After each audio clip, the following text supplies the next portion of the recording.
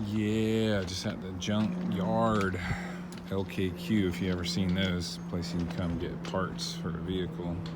And I've got a couple Toyota Sequoias, and I already took the little badge off this one for the back. But people seem to love these Toyota Sequoias. I do, for sure. So let's check this one out. This, I was just about to order one of these off the line, and it was, I think it was $20. It'd be about $1 here plus the $3 to get in. This thing is roached. You coming by? Yes, sir.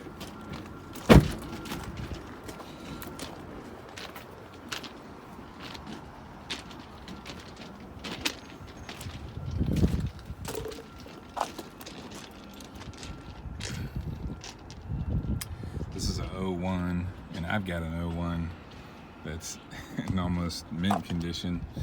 This one has seen better days. I don't even know what that was. What you got that strap right there for? Bungee strap there for?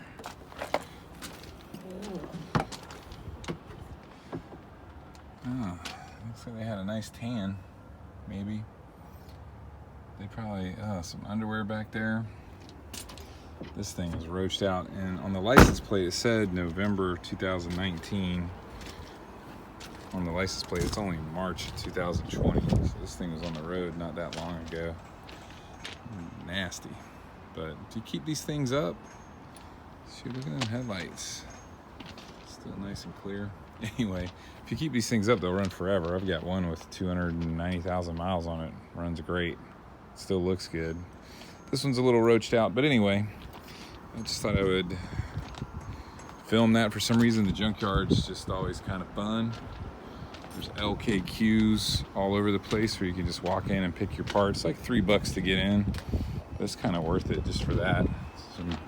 Always some interesting characters walking around too. It's kind of like, reminds me of Fallout 4 to some degree, but anyway, saving some money and having a little bit of fun walking around the Junkyard.